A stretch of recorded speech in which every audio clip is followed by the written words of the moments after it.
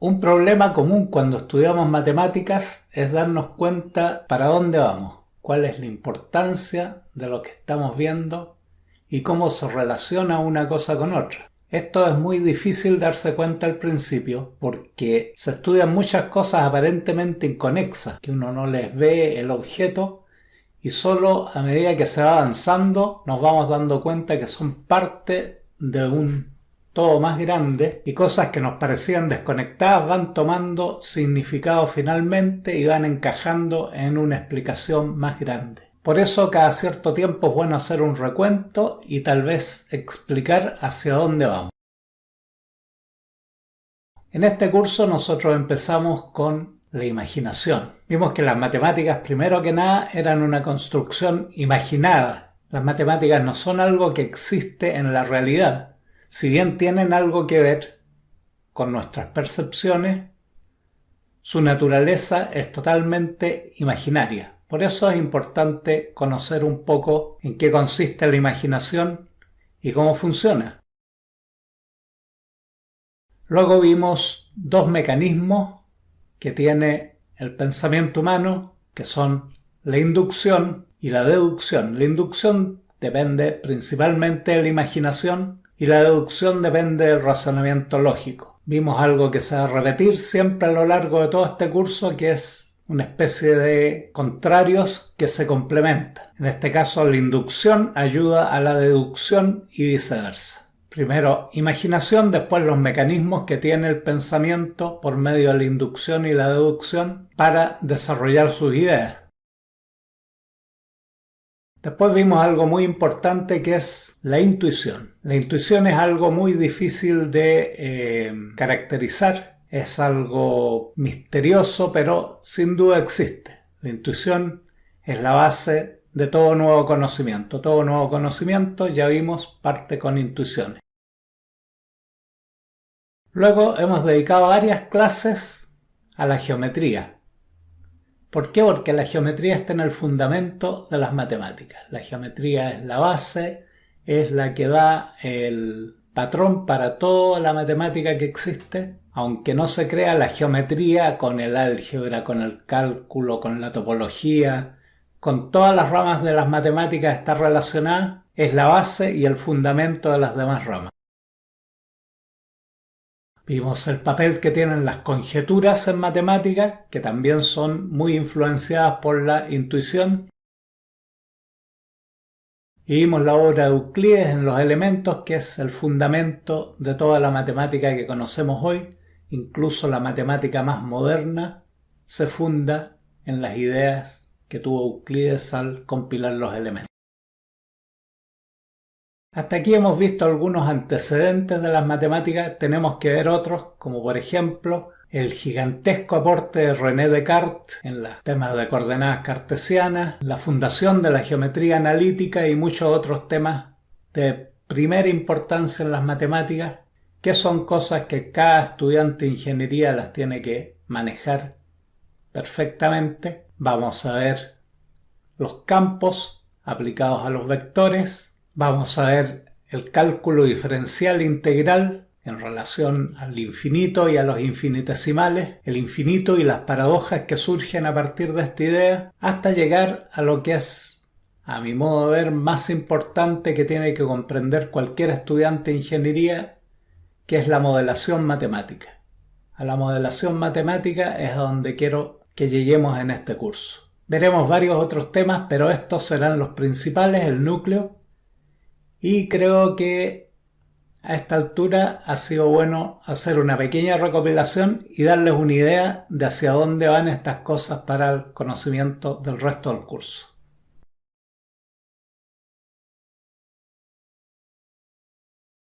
Pitágoras, Platón, Euclides son los personajes fundamentales en el desarrollo de la geometría en la antigua Grecia.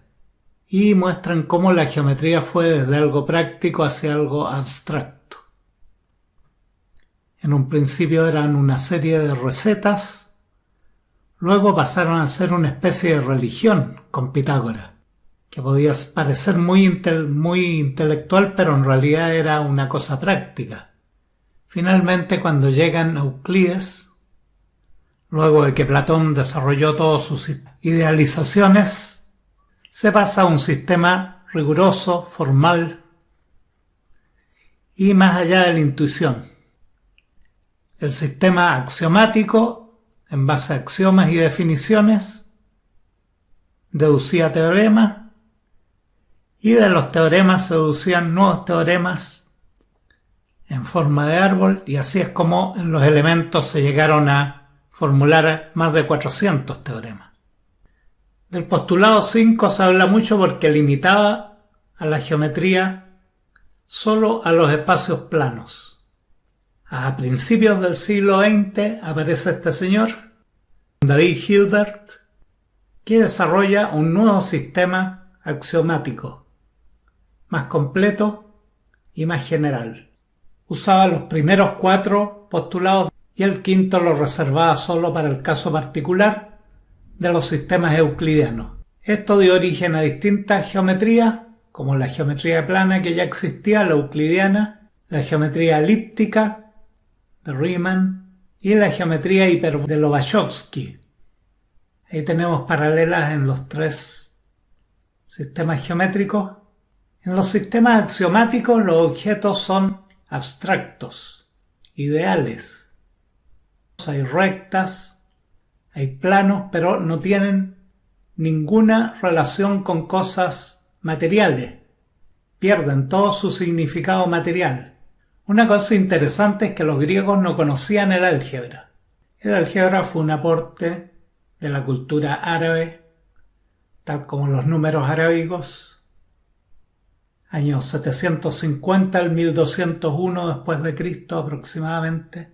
Los griegos tampoco concibieron el cero, el que fue aportado por la cultura hindú. Y ahí está Al-Khwarizmi, el que nos torturó durante tantos años en la escuela y en el colegio, el libro de Baldor de álgebra elemental, por el que estudiamos muchos en América Latina. Al-Khwarizmi escribió sobre ecuaciones, sobre polinomios, sobre incógnitas. En el fondo, él fundó las bases del álgebra elemental, tal como Euclides idealizó y generalizó la geometría, o sea, las formas las convirtió en entes ideales, en entes abstractos. El álgebra también hace un trabajo similar, generaliza a la aritmética. Las operaciones aritméticas, que son concretas, las convierte en abstractas. Esta es una cosa importante, una semejanza importante entre la evolución de la geometría y la evolución del álgebra. Tenemos aritmética, 6 igual 4 más 2, eso es algo concreto.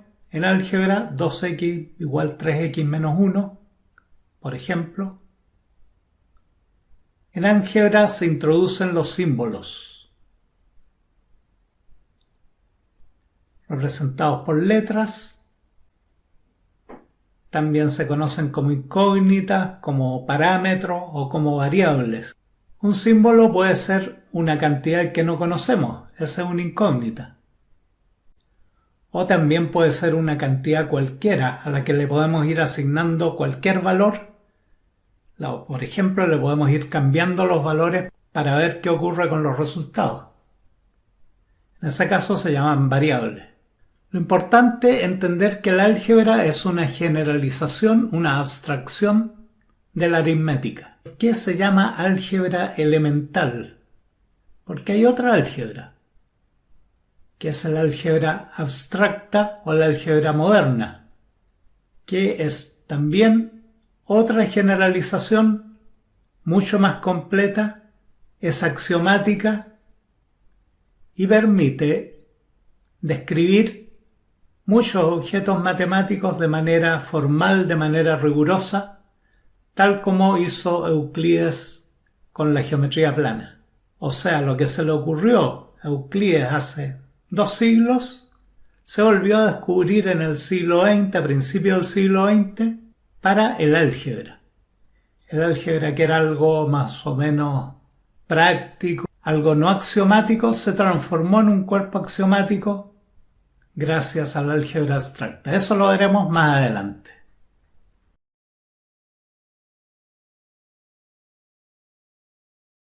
Finalmente llegamos a algo que probablemente tú ya conoces bien, que es el álgebra elemental. A pesar de su nombre modesto, álgebra elemental es una parte de las matemáticas que todo matemático usa casi durante toda su vida. Desde la escuela, de lo más simple hasta la universidad, en las matemáticas más avanzadas, siempre es necesario hacer manipulaciones con álgebra simbólica, con álgebra elemental, de manera de simplificar, agrupar términos semejantes, despejar incógnitas, solucionar ecuaciones, etc. Como vimos antes, el álgebra elemental es simbólica, usa símbolos. El símbolo más conocido por todos es la X, pero usa cualquier clase de símbolos, normalmente las letras X, Y, Z, A, B, C, etc. Y aquí tenemos que hacer la primera precisión o aclaración. En álgebra se usa de manera indistinta la palabra variable y la palabra incógnita. Los símbolos representan normalmente variables o incógnitas. Puede parecer lo mismo, pero hay una pequeña diferencia. Variable, como lo dice el nombre, es una cantidad que varía. Incógnita es un valor que no conocemos. Cuando nosotros resolvemos una ecuación, decimos que despejamos una incógnita, porque resolver una ecuación se trata finalmente de saber qué valor tiene X. En otros casos, en cambio, lo que hacemos es darle distintos valores a X o pensar que X es una cantidad que va variando para ver cómo varía el resto de la expresión. En particular, cómo varían otras variables que están asociadas. Cómo varía la velocidad a medida que varía el tiempo, por ejemplo.